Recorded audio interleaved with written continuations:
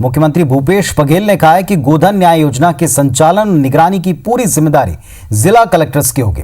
इस योजना की पूरे देश में चर्चा है। पूरे देश के अर्थशास्त्रियों और सामाजिक संगठनों की नजर है इस योजना पर। इस योजना से गोबर एक कीमती वस्तु बनने जा रहे।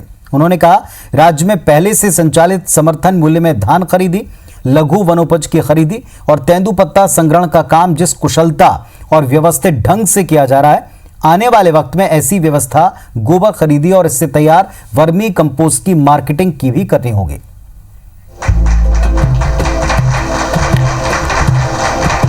मुख्यमंत्री निवास में वीडियो कॉन्फ्रेंसिंग के जरिए आयोजित कलेक्टर्स की बैठक में सीएम ने गोधन न्याय योजना के प्रतीक चिन्ह का विमोचन किया। बैठक में उन्होंने कहा कि 20 जुलाई हरेली पर्व से राज्य सरकार की महत्वाकांक्षी गोधन न्याय योजना की शुरुआत होगी।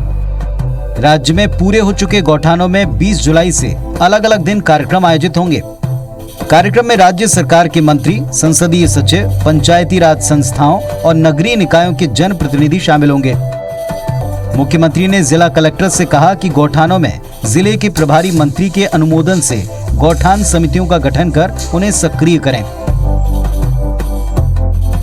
मुख्यमंत्री ने कहा कि प्रथम चरण में ग्रामीण क्षेत्रों के 2408 और शहरी क्षेत्रों के 377 गौठानों में गोबर की खरीदी प्रारंभ की जाएगी।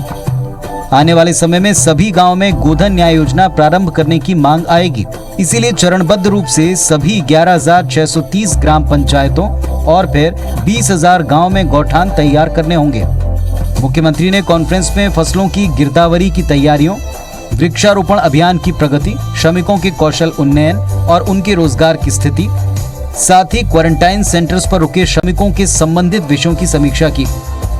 सरकार की बहुत महत्वपूर्ण योजना गोधन न्याय योजना की हम शुरुआत करने जा रहे हैं। इसकी चर्चा हिंदुस्तान में भी हो रही है, इस देश के बाहर भी हो रही है।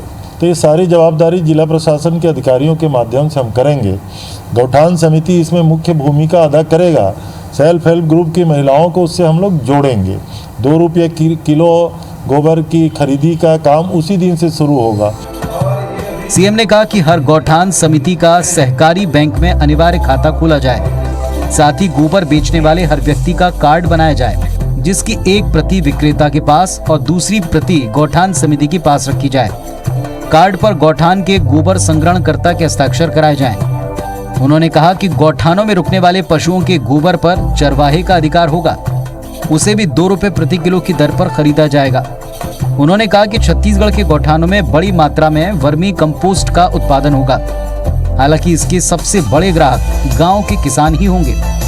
साथ ही वन, कृषि, उद्यानिकी, नगरीय विकास विभाग समेत अन्य विभाग जिन्हें वर्मी कंपोस्ट की आवश्यकता होती है, वो प्राथमिकता के आधार पर गौठान में तैयार वर्मी कंपोस्ट सहकारिता के माध्यम से खरीदें। गोधन न्याय योजना है जिसके घर 3 गैया भी होगी, लैंडलेस गरीब आदमी जिसके पास जमीन बिल्कुल नहीं होगी और 3 छोटी गैया भी होगी ना, तो 1,000 से 1,500 रुपया प्राप्त करने का वो अधिकारी बन जाएगा इस योजना से। तो ये गरीबों के लिए बहुत महत्वाकांक्षी योजना है। तीसरी बात, चरी चराई इसमें रुकेगा किसानों को। चौथी बात, उनको वर्मी कंपोस्ट के माध्यम से फर्टिलाइज़र मिलेगा।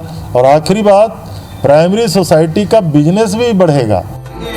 मुख्यमंत्री ने बैठक में अधिकारियों को निर्देश दिया कि फसलों की गिरदावरी सुनिश्चित करें।